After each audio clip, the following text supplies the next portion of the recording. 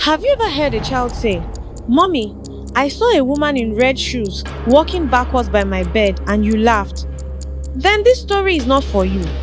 But if you've ever felt cold air in a locked room or heard footsteps when no one is walking, then sit down, my friend. Let me tell you what happened in Enugu, something they tried so hard to cover up. 3 families, no connection, no shared blood. Just strangers with nothing in common until one night in Enugu changed everything. What they saw, what their children lived through, no one should ever face. It began during the COVID-19 pandemic when hospitals across Enugu overflowed with patients. Doctors were stretched thin. Private clinics turned people away. So when Enugu Central General reopened an old pediatric ward 7 day, staff didn't ask questions. They needed space, and no one talked about what used to happen there. Dinma was the only child of the Okekes, quiet, shy, and always reading. Ifeanyi, son of Ezego, was the complete opposite, loud, playful, always getting into trouble. And Dike, son of a retired soldier, strong, stubborn, and not afraid of anything, or so he thought. One by one, these children developed fever and rashes. Their parents rushed them to Enugu Central General. There was no bed anywhere except Ward 7. It had been locked for years. No one said why. The tiles were clean, the beds were new, but the air was different. Cold, too cold for a ward in Enugu heat. The nurses placed Dinma, Ifeanyi, and Dike in the same room. Their beds were far apart, but at night they all heard it. Clack, clack, clack. Heels on tiles, dragging like someone limping. At first, they thought it was a nurse, but when they looked, the hallway was empty and the nurses were at their station. On the second night, Dinma cried in her sleep. The boys asked what happened. She whispered, "There was a woman. She stood over me. She was bleeding from her stomach and smiling with her teeth full of blood." The boys laughed. Until the third night, when Ifeanyi screamed so loud, the whole ward woke up. He saw a woman in a long hospital gown was crawling under his bed whispering, "They left me to die. Now they must eat with me." No one believed him. The nurses rolled their eyes. But that same night, the security camera outside Ward 7 stopped working. And the power went out, only in their room. By the end of the week, all 3 children had told their parents they wanted to go home. "I'm better now," Dinma lied. "I hate this place," Ifeanyi shouted. "There's something under the bed," Dike mumbled. Their parents tried to stay calm. But how do you stay calm when your child refuses to sleep at night? When they wake up screaming with scratches on their arm, scratches that went there when they slept? Mrs. Okeke, Dinma's mother, went to the head nurse. "I want my child transferred," she said. "There's no space," the nurse replied, brushing her off. "You people should be grateful we reopened Ward 7. That name again. Ward 7. Dike's father, a retired military man, didn't like what he was hearing. He visited late one night and decided to sit beside his son's bed to see for himself. That night, he saw the lights flicker. He felt the air turn icy. And then, he heard it. Clack, clack, clack. A dragging heel. Coming from the hallway. He stood up quickly, heart pounding. But when he opened the door, the hallway was empty. No sound, no breeze. Excepting the wall, there was now a long wet trail of blood, as if something had been dragged across it. He shouted for the nurse, but when she came with the security man, the trail had disappeared. "Sir, please rest," she said. "Maybe you were dreaming." But he knew what he saw. The next day, the children refused to sleep. They huddled together in one bed. And then came the worst night. A new patient, an elderly woman, was admitted to Ward 7 because of lack of space. She slept in the bed near the window. At midnight, she began to scream, "She's here! She's here! Help me!" By the time the nurses arrived, the woman had fainted. Her blood pressure dropped. She died the next morning. No one explained anything. No reports were filed. The parents had had enough. That was when they began their search. That was when they started asking, why was this ward locked for years? Who is this woman the children keep seeing? And that's when the whispers began about a girl who died in Ward 7, alone, screaming for help that never came. They said she was pregnant, poor, rejected, and she died during labor while the nurses were eating. And the doctor was on a call outside and no one came. But she never left. She was still in that ward. And now, she was hungry. Something was angry in Ward 7. The hospital lights flickered again, not just in the children's room, but across the whole building. Machines beeped out of rhythm. Patients began complaining of cold air. Some swore they heard a woman crying down the hall. But the worst part? Other patients started dying. 3 in one night. All elderly. All in the same hallway as Ward 7. And every time they died, someone always said the same thing. She came. She stood at the foot of my bed. She was bleeding. She was wearing red shoes. The staff were told not to talk. The hospital management said it was just coincidence, that old people die every day, that some of the children were just hallucinating because of fever. But Dinma, Ifeanyi, and Dike knew what they saw. They started drawing her face on paper. Dinma's drawing showed a woman with sunken eyes, hair like dirty ropes, and blood dripping from her gown. Ifeanyi added red shoe sewn heel broken, one clicking. Dyke said she carried something, a bundly dead baby wrapped in hospital cloth. One afternoon, the children heard 2 nurses whispering in the hallway. I told them not to open that ward. It was her, that same woman. I saw her again. They buried her with no name. The hospital said to keep quiet. Dinma's father, Mr. Okeke, overheard them and stormed into the matron's office. "Who is this woman?" he demanded. The matron said nothing at first. But when she saw his eyes burning with fear and fury, she opened a drawer and handed him a file. No name. Just unclaimed body. Died in labor, 14th July, 2016. Complications. No medical staff on duty. The ward. The day. The story they all matched. She had died in Ward 7, and no one had spoken about her since. That night the children couldn't sleep. Dinma kept tossing.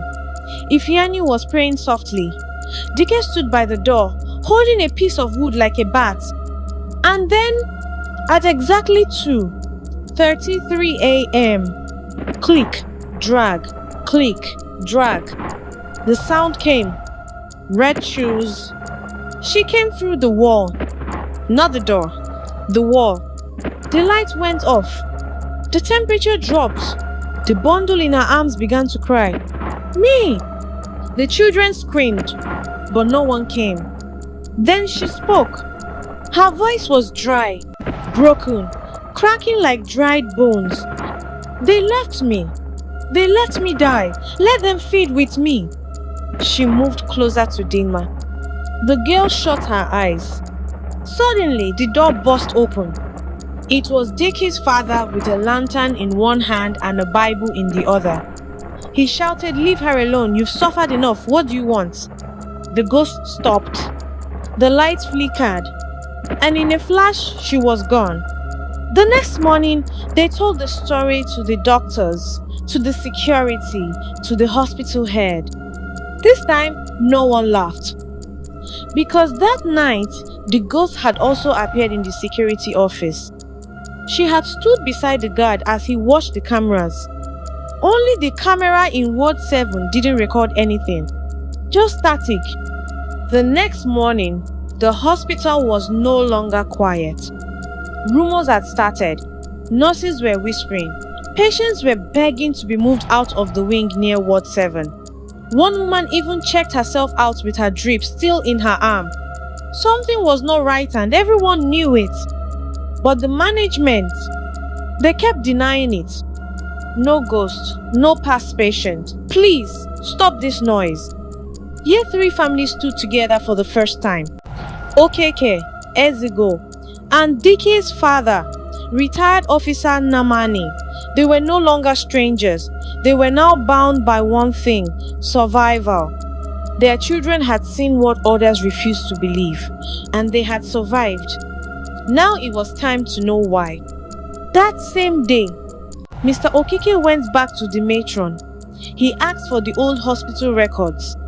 The matron hesitated, but when he showed her a photo of Dinma shivering on the hospital bed, she sighed and pointed to a shelf in the archive room. He opened the dusty files. One file caught his eye. No photo, just this written in pen. Unknown woman, age 24, admitted 13th July 2016. Labor pains, no family contact, died alone. He flipped the next page. A hospital note. Patient was screaming for help. Nurses said they were on night break. Doctor was unavailable. Time of death 2:33 a.m. That same time the ghost came every night. He showed the file to the others. They all sat in the car reading the report in silence. Tears filled Mrs. Ezego's eyes. No one came for her, not even the father of her baby. That night, Dinma spoke again. She doesn't want revenge, she wants peace. She said she was hungry, that no one helped her eat. The parents stared. Then Dike whispered, "Maybe the food is not rice, maybe the food is justice." They started searching for someone who had worked in Ward 7 during 2016. A nurse, a cleaner, anyone. After many questions and phone calls, someone gave them a name: Nurse Ebery. She had retired 2 years ago. She now lived alone in a small house behind the old train tracks. When they got there, she was sitting on her wooden bench, plucking bitter leaf. At first, she refused to speak. Until Mr. Namani said, "We know about the girl. We know she died. And we know she still walks." Nurse Ebe froze. Her hands dropped the leaves. She whispered, "I remember her. She came in bleeding. Poor girl. No ring, no relatives. One of the young doctors said she should wait. We had an emergency C-section. She was screaming, saying the baby was coming, but they told me not to go." Her voice cracked. "She died holding her belly, alone. I never forgave myself. That's why I left." They asked, "Who was the doctor?" She shook her head. "It won't matter. They covered it. They buried her in the back of the hospital compound. No name, just a white cloth." Now the truth was open, but the ghost was not yet gone. That night, more patients fell sick. Someone saw her sitting in the waiting room. Another said she appeared in their dream, crying. Then Dinma woke up screaming. She wants to eat. She said, "Bring her child. Let her hold her baby and eat in peace." The parents now understood. It was not about food. It was about being treated like a human. She was denied life, denied her voice, denied dignity. Now, they had to give it to her. The moon was high that night, but it hid behind clouds. Ward 7 was now empty. They had moved the remaining patients to the upper floor. But even with no one inside, the room was not quiet. Nurses said the walls whispered. One cleaner said he saw bloody footprints leading to the baby cot. Someone even found a hospital baby wrap stained with something brown and dry folded neatly at the foot of Dinma's old bed. The parents had seen enough. They returned to Nurse Ebery, begging for help. She won't rest, Mr. Okeke said, not until someone gives her what she was denied. The retired nurse stood silently for a long time. Then she nodded. There is one thing that may work. It is not about religion or culture. It is about honor. Let us give her the thing the hospital never gave her: respect. The next evening, just as the sun was setting, a small group gathered behind the hospital. They stood where the unmarked graves were, just a fenced-off patch of land with no names, no flowers, just dry weeds and forgotten memories. Nurse Eber led the way. She wore a simple white wrapper and carried a basin of warm water, a white cloth, and a baby doll wrapped in hospital linen. She died alone, she said softly. Let her not be alone now. She knelt on the ground, trembling, and began to speak. Young woman, forgive me. I was afraid. I was told to keep quiet, but today I speak. You were not a mistake. You were not nothing. You were a mother, a sister, a soul. She dipped the cloth into the water and gently wiped the hospital baby wrap, as if cleaning the real child. Then she placed the doll in a small woven basket. Mr. Okeke read aloud the note they had written together. To the one who was denied help, denied kindness, denied life, we give you this token, not as payment but as apology. You deserved love, you deserved care. Please rest now. Eat in peace. Then they lit candles, one for each child who survived. Dinma, Ifeanyi, Dike, and one final candle for her. The nameless woman, the forgotten girl, the one who never had a birth certificate for her baby or a coffin for herself. They prayed. They cried. They stood in silence. Just then, the wind stopped. The air turned warm for the first time in weeks. And in that moment, they all felt it. A presence. Not heavy, not cold, but light. Behind them, a nurse screamed. She's standing by the ward window. She's smiling. They ran to the ward.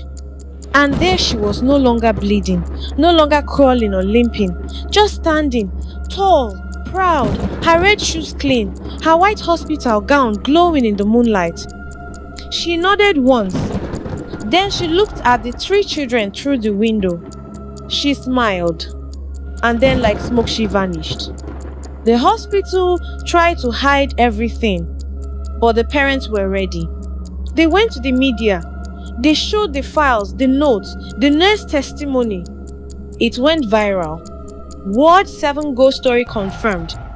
Enugu General under investigation.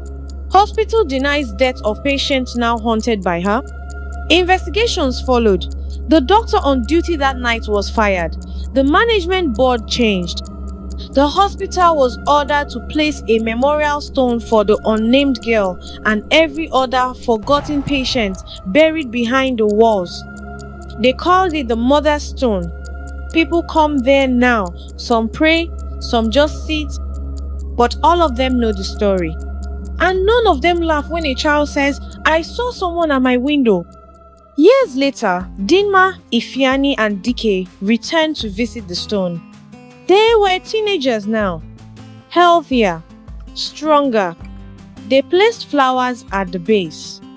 Dinma said softly, she just wanted someone to care. Ifeanyi added, she saved us. Even in death, she protected us.